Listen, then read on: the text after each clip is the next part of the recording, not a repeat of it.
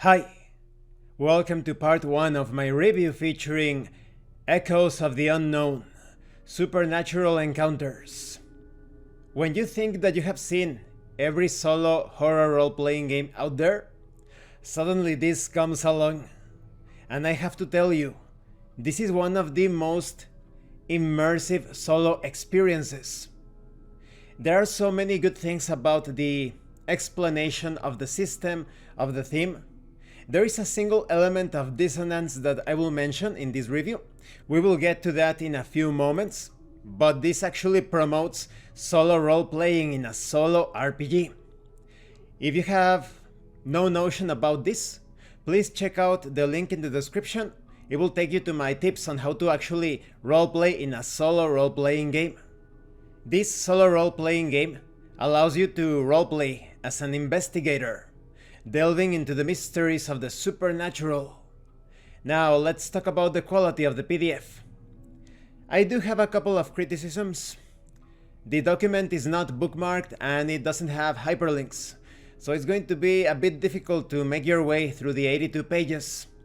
This document is also available as a physical book, and I will review the physical book as well as soon as it arrives. Another thing, and this could be a nitpick, is that at the back of the book, you have this empty space above.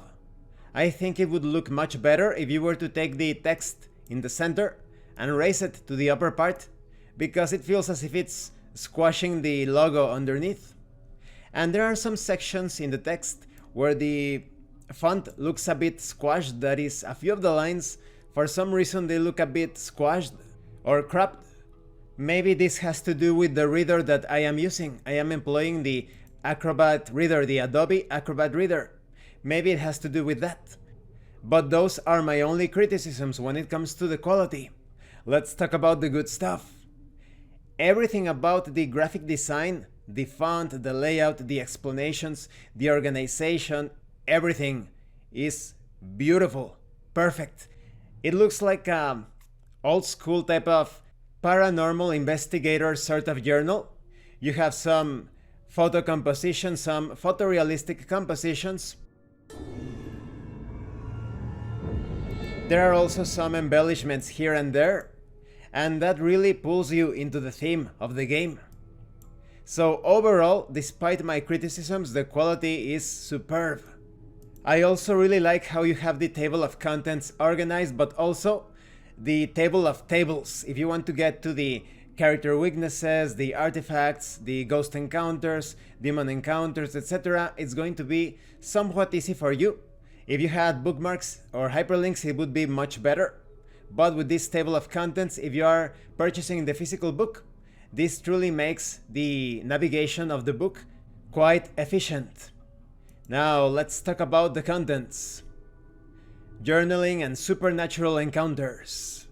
As you tread upon the shadowy paths of the unknown, you shall carry with you a sacred relic, a worn, leather-bound journal that will serve as your beacon in the darkness. In the gloomy twilight that surrounds you, the journal becomes an extension of your thoughts, fears, and discoveries, a sanctuary where you can reflect upon the chilling encounters that haunt your every step. As you explore haunted locations, your journal will bear witness to the eerie whispers that echo through the stillness of abandoned halls, the icy touch of unseen fingers upon your skin, and the inexplicable sensations that defy rational explanation. The journal is not only a vessel for your innermost thoughts, but also a means of navigating the complex web of supernatural occurrences. With each journal entry, surrender to the dark and atmospheric narrative that unfolds upon you. Embrace the darkness, and let your words be your guide.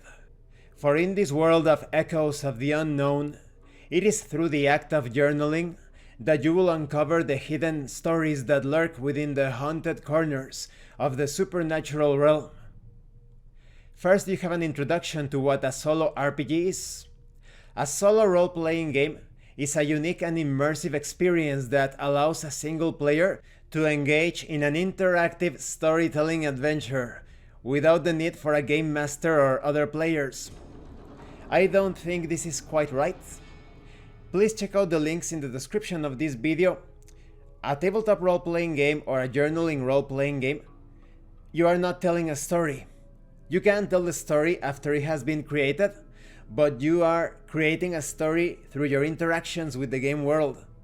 So you can tell the story after the story takes shape, but you are not storytelling. Otherwise, everything would be too predictable.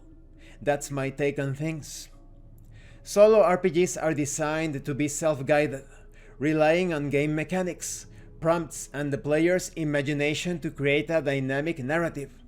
This format offers a flexible, personalized gaming experience that can be enjoyed at the player's own pace, without the constraints of coordinating schedules or finding a group to play with.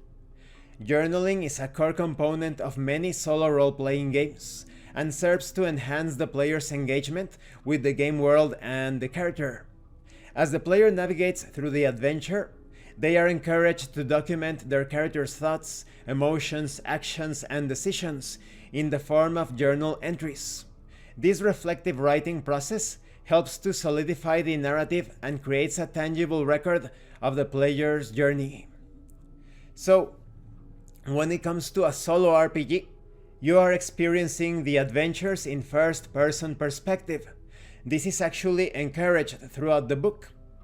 You have information on the benefits of journaling in solo RPGs, the immersion, that is, you feel as if it's actually the journal of your character, the creativity, the process of interpreting the results, flexing those creative muscles, developing your character as you adventure, the memory, remembering those exciting moments when you look back at your journal and you relive those experiences, those interactions, and the personal growth. Through the process of journaling, players can gain insights into their own thoughts, feelings, beliefs, anything related to the situations and challenges. And this concludes this part of the review. In the next part, we are going to talk about the character creation process. This is very immersive. I don't want to get too ahead of myself, but as I have been creating my character and going through the mechanics, I can tell you that right now, I think this is one of the most immersive solo experiences out there, especially when it comes to paranormal encounters. Thank you for watching this part of the review, and thank you for your likes and your comments. If you have any questions or comments, please let me know. And thank you so much to those of you that are going the extra mile to support the channel. If anyone else wishes to further support the channel, the information on how to do that will be in the description below. And remember, it is better to roleplay and fail in character than not to roleplay and fail as a player. Once again, thank you, and see you later.